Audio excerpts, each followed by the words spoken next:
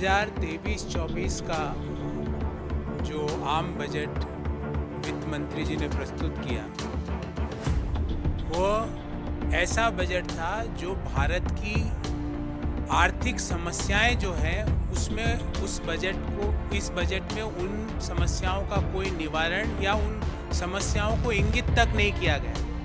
आप सब लोगों को जान के ताज्जुब होगा कि पूरे बजट में बेरोजगारी, गरीबी, आर्थिक असमानता शब्द का प्रयोग तक नहीं किया गया। पुअर, गरीब का शब्द का प्रयोग भी मात्र 2 दफा पूरे बजट भाषण में वित्त मंत्री जी ने किया। इससे ये समझ में आ जाता है कि ये आम बजट किसके लिए बनाया गया था और इसका फोकस कौन था। सबसे पहले हम कुछ नंबर्स की बात करेंगे। 2021-22 में देश की जीडीपी 232,14,703 करोड़ वित्त मंत्री जी ने बताई थी और ये भी बताया कि नॉमिनल ग्रोथ 11.1% रहने की उम्मीद है। उसके अनुसार 22-23 की जीडीपी 258 लाख करोड़ रुपया होनी चाहिए थी, पर 2021-22 की जीडीपी को फिर रिवाइज किया गया। जो पहले 232.14 लाख करोड़ बताई गई उसको 236.64 लाख करोड़ रुपया उसको रिवाइज किया गया। आज के बजट भाषण में जो मौजूदा वित्तीय वर्ष है 2022-23, इसकी जीडीपी 273 लाख करोड़ बताई। अर्थात अगर हम इसका विश्लेषण करें तो नॉमिनल जीडीपी में ग्रोथ होता है 15.4%। नॉमिनल जीडीपी में अगर 15.4% की ग्रोथ है तो रियल जीडीपी कम से कम डबल डिजिट में होनी चाहिए। वित्त मंत्री जी और आर्थिक सर्वेक्षण में इसको 7% पर बताया गया। क्या सरकार बताएगी कि ये 7% ही क्यों है? क्योंकि जो आपके बजट के जो रियल नॉमिनल जीडीपी के नंबर्स हैं वो तो कुछ और ही व्याख्या कर रहे हैं। दूसरी बात, जो सरकार का जो कैपिटल एक्सपेंडिचर है वो जो एस्टिमेट किया था मौजूदा वित्तीय वर्ष में 10,67,889 करोड़ 10.67889 करोड़, जबकि रिवाइज एस्टिमेट में वो 10,53,862 करोड़ हुआ। मतलब जो पूंजीगत खर्चा सरकार करना चाहती थी वो भी पूरा नहीं कर पाई। अब सवाल ये उठता है कि जब प्राइवेट इन्वेस्टमेंट गिर रहा है, एक्सपोर्ट्स गिर रहे हैं, प्राइवेट कंजम्पशन मोर और लेस स्थिर बना हुआ है, जो कैपिटल एक्सपेंडिचर है, पूंजीगत खर्चा है, वो गिर रहा है, तो ये 7% जीडीपी अचीव हुई तो हुई कैसे? इसका कोई व्याख्या इस बजट में नहीं दी गई। उसके अलावा जो मौजूदा वित्तीय वर्ष के 2 पहले क्वार्टर के जो रिजल्ट आए, 13.5% की ग्रोथ और 6.3% की ग्रोथ, तो पहले हाफ ईयर में देश की जीडीपी ग्रोथ हुई 9.9%। अगर हम मान भी लें कि 7% की जीडीपी ग्रोथ होगी तो आने वाले जो क्वार्टर 3 और क्वार्टर 4 है उसकी ग्रोथ 4 से 4.5% रहेगी। अर्थात मौजूदा वित्तीय वर्ष में क्वार्टर दर क्वार्टर देश की जीडीपी ग्रोथ रेट गिरी है।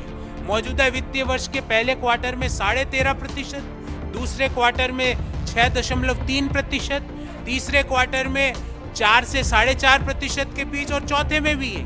तो देश क्वार्टर दर क्वार्टर मौजूदा वित्तीय वर्ष में जीडीपी ग्रोथ गिरी है।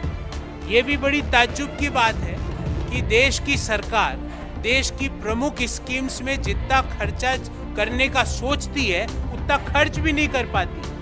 कुछ उदाहरण आपके सामने रखता हूँ।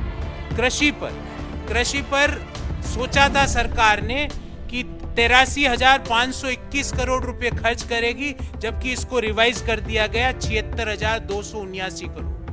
पीएम किसान पर 68,000 करोड़ रुपया खर्च करने का बजटरी एस्टीमेट था, जबकि वास्तविक खर्च हुआ 60,000 करोड़। एजुकेशन पर शिक्षा 1,04,278 करोड़ रुपए खर्च करने का बजटरी एस्टीमेट था, खर्च किया मात्र 99,881 करोड़। हेल्थ पर 86,606 करोड़ की जगह 76,351 करोड़। सामाजिक वेलफेयर पे 51,780 की जगह 46,502 करोड़। शहरी विकास पर 76,549 करोड़ की जगह 74,546 crore. Development for the SC community 8,710 crore खर्च करने का सोचा था और खर्च किया मात्र 7,722 करोड़। शेड्यूल ट्राइब्स के विकास पर सोचा था 4,111 करोड़ रुपए खर्च करेगी सरकार, खर्च किया मात्र 3,874। माइनॉरिटीज के डेवलपमेंट पे बजटरी एलोकेशन किया गया था 1,810 और खर्च किया मात्र 530 करोड़ रुपया। और जो वल्नरेबल ग्रुप्स है उन सोचा 1931 करोड़ रुपया खर्च करने का बजटरी एस्टीमेट था, इसको रिवाइज करके कर दिया 1821 करोड़। और आप सब लोगों को जान के ताज्जुब होगा कि राज्यों को जो केंद्र सरकार की ओर से जो डिवोल्यूशन के जो पैसा मिलता है उसमें 3,34,339 करोड़ रुपया देने का उनको ट्रांसफर का बजटरी एस्टीमेट था और दिया मात्र 2,70,936 करोड़, अर्थात ये 64,000 करोड़ रुपया राज्यों का जो हक था उनको नहीं मिला। अब करों की बात करते हैं। कोई मेजर करों में कटौती नहीं की गई, सिवाय जो न्यू टैक्स रिजीम में जो लोग ऑप्ट करते हैं उनमें छोटा सा मार्जिनल फेरबदल किया गया। जो इनडायरेक्ट टैक्सेज है उसमें कोई कटौती नहीं की गई।